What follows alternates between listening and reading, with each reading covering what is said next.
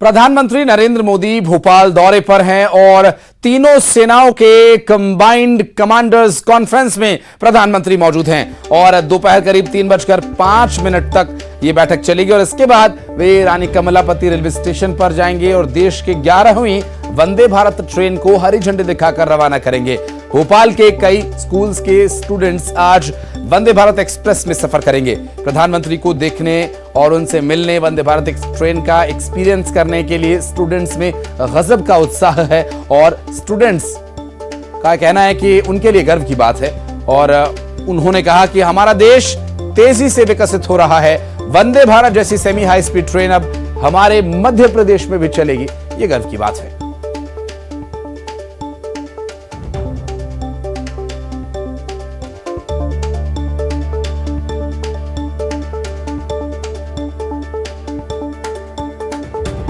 तो 5 तस्वीरें इस आज के महत्वपूर्ण प्रधानमंत्री के दौरे से जुड़ी हम आपको दिखा रहे हैं। प्रधानमंत्री नरेंद्र मोदी भोपाल पहुंचे हैं। भोपाल में आज जो कंबाइंड कमांड सेंटर आपके कंबाइंड जो कॉन्फ्रेंस कमांडर्स की हो रही है, इस बैठक के माध्यम से सेना के स्ट्रक्चर, इंटेलिजेंस और आत्मनिर्भर सेना का जो लक्ष्य है, इस विषय के साथ साथ कुछ और अन्य विषयों पर भी यहां चर्चा प्रधानमंत्री नरेंद्र मोदी और सीडीएस तीनों सेनाओं के प्रमुख इस बारे में करेंगे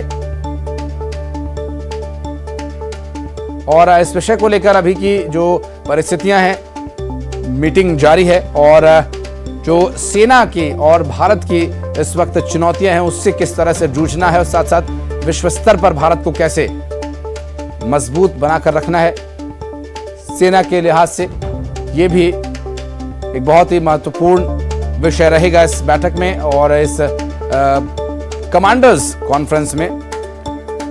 बात करेंगे शैलेंद्र भदौरिया हमारे सहयोगी इस वक्त हमारे साथ मौजूद हैं, अनुराग श्रीवास्तव हमारे साथ मौजूद हैं, रंजना दुबे हमारे साथ हैं। मैं इस पर जरूर जानकारी लेना शुरू करूंगा। हमारे साथ सबसे पहले शैलेंद्र, आपके पास आते हैं। आपकी लोकेशन क्या है इस वक्त, आप कहां पर हैं और क्या है डिटेल हमारे दर्शकों के लिए?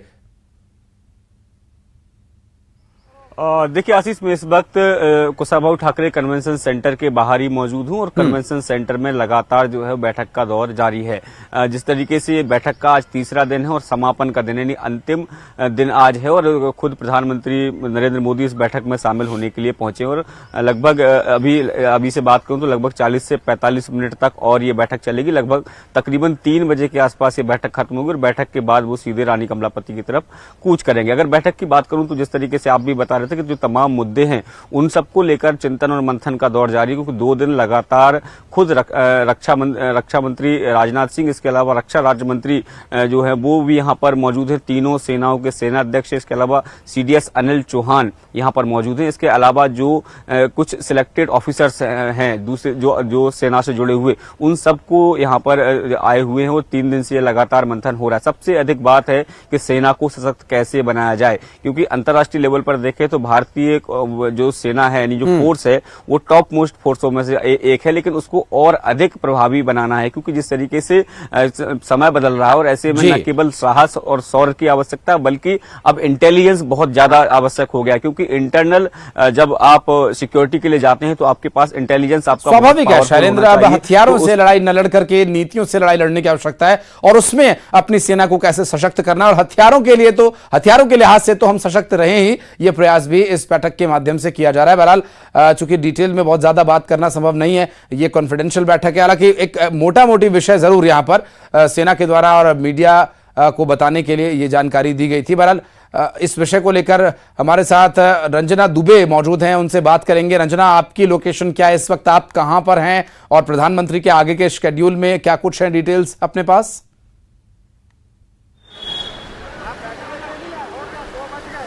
जी आशीष, बिल्कुल। जब पीएम नरेंद्र मोदी बैठक से निकलेंगे उसके बाद वंदे भारत एक्सप्रेस को हरी झंडी दिखाने के लिए रवाना होंगे और जो उनका रूट है वो तय किया गया है, जिसमें शौर्य स्मारक से होते हुए ये 6 नंबर स्टॉप है जहां पर इस वक्त हम खड़े हुए हैं, नूतन कॉलेज से होते हुए बीजेपी दफ्तर और फिर उसके बाद जो रानी कमलापति रेलवे स्टेशन है वहां पर पीएम नरेंद्र मोदी का काफिला पहुंचेगा और इसके बाद वंदे भारत जो कि देश की सबसे जो हाई स्पीड ट्रेन है उसको हरी झंडी दिखाएंगे और मध्य प्रदेश को हरी झंडी दिखाने के साथ ही उसकी सौगात मिलने वाली है। लेकिन जो रास्ता, जो रूट तय किया गया उसकी तस्वीरें हम आपको दिखाते हैं आशीष की। ये जो वंदे भारत एक्सप्रेस है इसके जो पोस्टर्स हैं आपको यहाँ पर नजर आ रहे हैं और इसी के साथ ही जो पूरा रास्ता है वहां पर हर जगह पर प्रधानमंत्री नरेंद्र मोदी के जो पोस्टर्स हैं वो आपको नजर आ रहे हैं। हर जगह पर पीएम नरेंद्र मोदी के जो पोस्टर्स हैं वो यहाँ पर नजर आ रहे हैं और जगह जगह पर जो बैरिकेटिंग है वो की गई है। पुलिस कर्मी आपको हर जगह पर दिखाई दे रहे हैं। बड़ी संख्या में जो चौराहा है जहां से पीएम नरेंद्र मोदी का काफिला होकर गुजरेगा वहां पर बड़ी संख्या में पुलिस कर्मी तैनात है, आपको नजर आ रहे हैं। यहाँ पर जो पुलिस कर्मी है, ट्रैफिक पुलिस कर्मी है, वो यहाँ पर लगाए गए हैं। ये इस तरह का जो बैरिकेटिंग है रास्ते के दोनों तरफ, उनको यहाँ पर जो बैरिकेटिंग है वो की गई है और इसके बाद जो लगातार अनाउंसमेंट है वो भी किया जा रहा है क्योंकि अब सिर्फ 30 से 40 मिनट का ही वक्त है जब पीएम नरेंद्र मोदी यहाँ से बिल्कुल रंजना, थोड़ा सा शेड्यूल चेंज जरूर हुआ है। पहले की भव्य यात्रा हो सकता था कि किया जाता, लेकिन अब इसे बदल दिया गया है। जिस तरह से इंदौर में जो दुर्घटना घटित हुई उसके बाद ये बीजेपी मध्य प्रदेश ने फैसला लिया। बहरहाल अनुराग श्रीवास्तव हमारे सहयोगी हमारे साथ मौजूद हैं। अनुराग, आपकी लोकेशन क्या है और क्या है प्रधानमंत्री के शेड्यूल के बारे में जानकारी अपने पास?